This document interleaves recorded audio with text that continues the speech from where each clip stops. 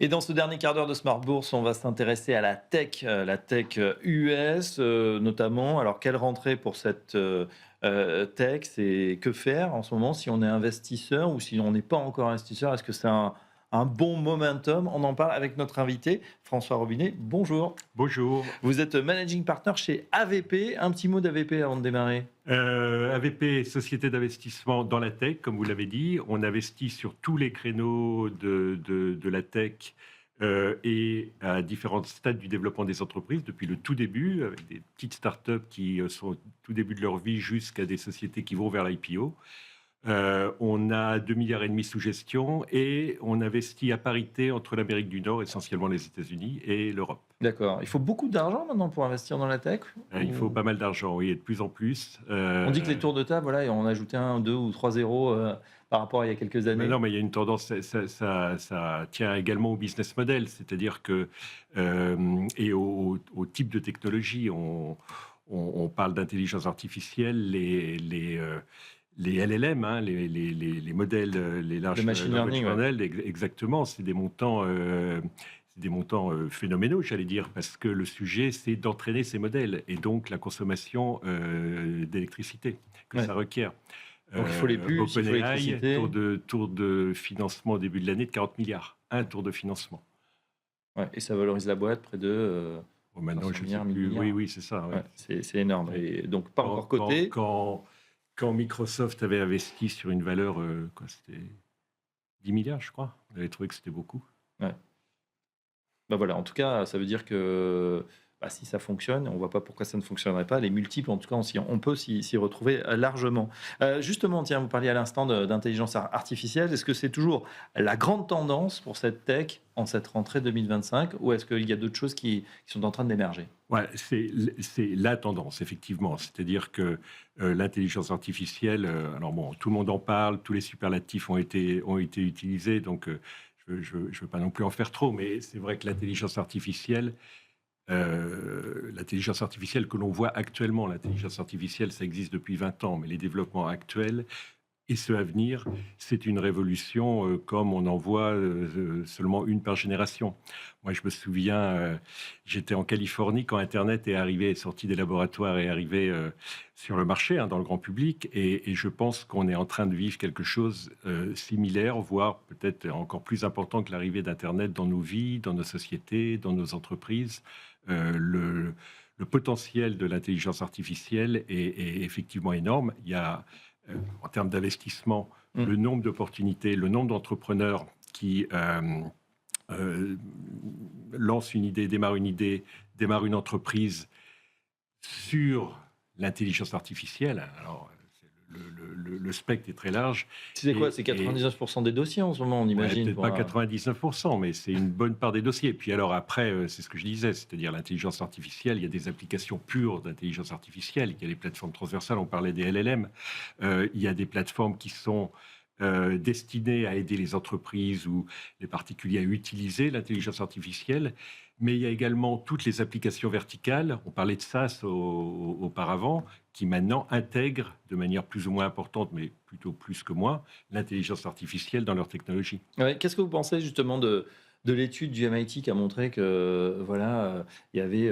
95% des entreprises interrogées, c'était une étude sur 300 entreprises, qui a montré que finalement, ok, certes, la productivité par employé a monté, a grimpé quand ils utilisent l'intelligence artificielle, mais au niveau finalement de la top line, hein, des bénéfices, c'était pas ça, quoi, c'était pas fondamental. Non, mais c'est sûrement vrai. On est au tout début. Enfin, ChatGPT, les versions utilisables de ChatGPT, ça date de quelques années. Et là encore, je fais l'analogie avec l'arrivée d'Internet. Je parlais de 93, 94, 95 quand Internet est arrivé. Bon, c'était marrant, on pouvait échanger des messages à l'autre bout du monde, on commençait à voir les premiers browsers, les premières applications. Les premiers emails. Oui, les premiers emails, exactement. Qui allait imaginer que 5 ans après, 6 ans après, on pourrait acheter des livres sur Internet, qu'on pourrait faire ses investissements sur Internet, qu'on pourrait faire sa banque sur Internet, et que 20 ans après, on aurait tous des smartphones et que notre vie tournerait autour d'Internet. Donc, on a le phénomène assez classique sur les innovations, qui est que on surestime l'impact à court terme, on sous-estime largement l'impact à long terme. il y a une espèce d'enthousiasme D'accord. pour, Il y a une espèce de courbe, effectivement, qui monte de manière toujours. stratosphérique, Donc les on a investissements, l'impression, la hype. voilà, on a l'impression que tout va changer le mois prochain. Ouais. Non, tout va pas changer le mois prochain. L'impact sur l'emploi et l'impact sur la top line, ça sera pas le mois prochain ou dans les 3 mois. Par contre, si on prend une perspective de 5 à 10 ans, oui, là, effectivement, l'impact sur nos vies, l'impact sur nos entreprises, l'impact sur la société en général sera considérable. Ouais, c'est très vrai ce que vous dites, parce que je me souviens que j'avais participé à une étude en 2000 avec un opérateur de télécom qui disait est-ce qu'on aura la télé? Et on l'a pas eu avant la 4G, donc il faut aussi que le Ouais, système suive, bien évidemment. tout ça prend du temps. Et Ouais. ça a pris 15 ans ou un petit peu plus même. Un mot du contexte français, tiens, est-ce qu'on est en pointe? On dit qu'on a des bons cerveaux, qu'on est assez fort en maths, donc on pige bien l'IA, on a des cerveaux qui sont chez Meta, chez Google, etc. Mais qu'en est-il à part Mistral ou une ou deux entreprises qui sortent leur épingle du jeu? Oui, alors c'est une question compliquée, surtout dans le contexte actuel. C'est une question effectivement pas simple. D'abord, il y a un contexte européen.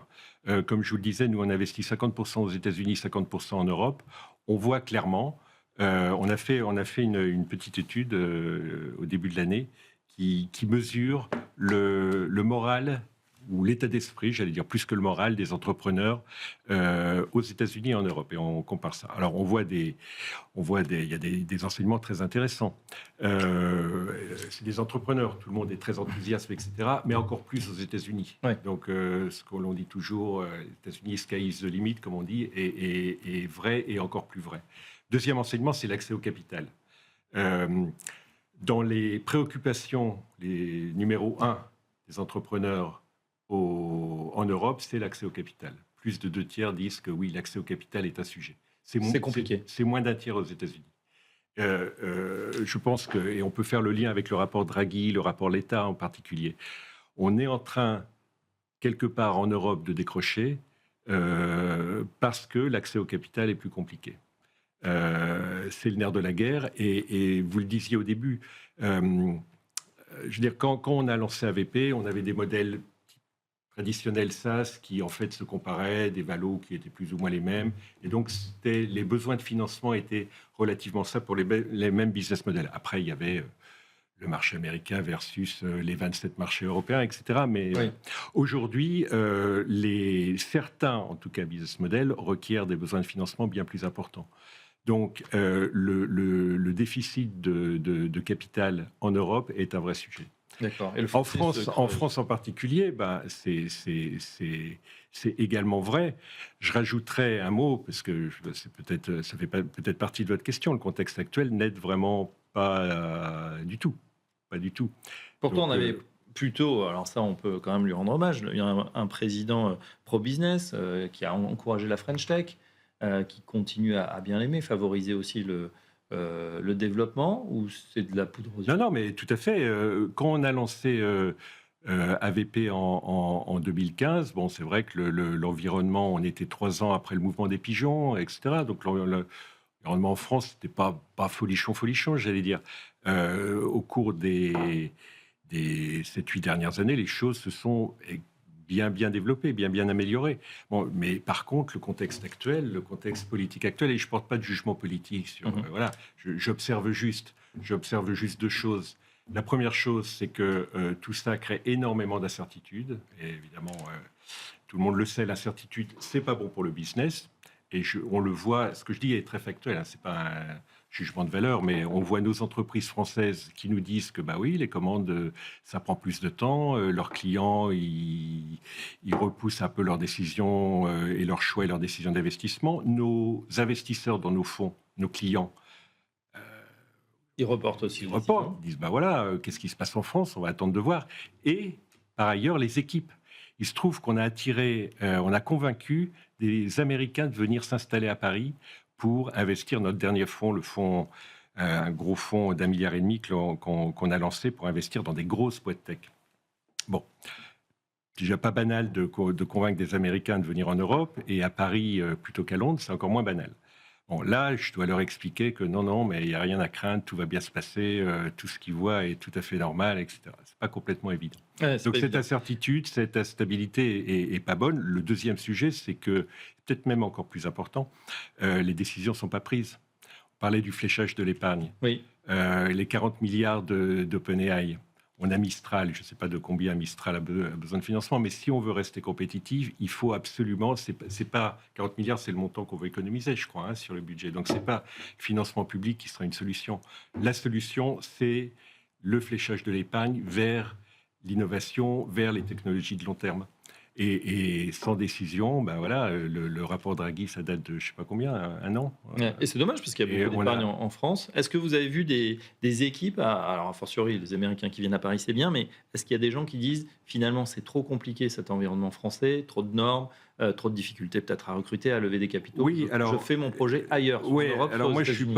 je veux pas être le pessimisme à tout craint. On a énormément d'atouts en France, hein. Vous en parliez tout à l'heure. On a des talents. Alors des talents, c'est quoi? C'est pas que les Français sont nécessairement plus intelligents que les autres. On a la même proportion de On jeunes dit qu'on a une personnes bonne intelligentes. modélisation, Mais bonne compétence mathématique. exactement, on a des formations, des écoles d'ingénieurs, des écoles de commerce de tout premier rang, et en maths notamment, et ça, le monde entier le reconnaît. On a une infrastructure qui, globalement, est aussi de très bonne qualité. Donc, on a des vrais atouts. Et puis, on a un environnement, voilà, il fait beau vivre en France, hein. Donc, on a tout ce qu'il faut pour attirer les talents et faire en sorte que ces talents s'épanouissent et soient heureux d'être là. Bon, après, il faut leur donner un peu de visibilité, un peu d'envie, les rassurer. Et c'est vrai qu'on pourrait faire beaucoup mieux, ouais. Voilà, bon, en tout cas, on va rester sur cette note positive. Nos talents sont là. Et comme on dit, bah, la France peut faire énormément de choses. Il faut décoincer un petit peu, redonner peut-être de la certitude. Ça sera décidé dans les prochaines semaines, on On l'espère. Merci, l'espère.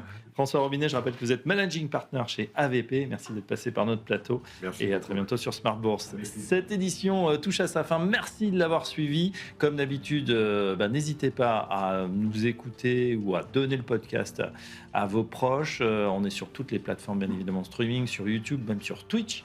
Donc, n'hésitez pas à nous suivre, à nous noter et à commenter les émissions. On sera ravis d'apporter des améliorations. Pourquoi pas? Merci à Pauline Gratal qui m'a aidé à préparer cette émission. Merci à toute l'équipe technique. On se retrouve demain, même heure, 17-18h, en direct pour un nouveau numéro de Smart Bourse. Très bonne soirée à tous.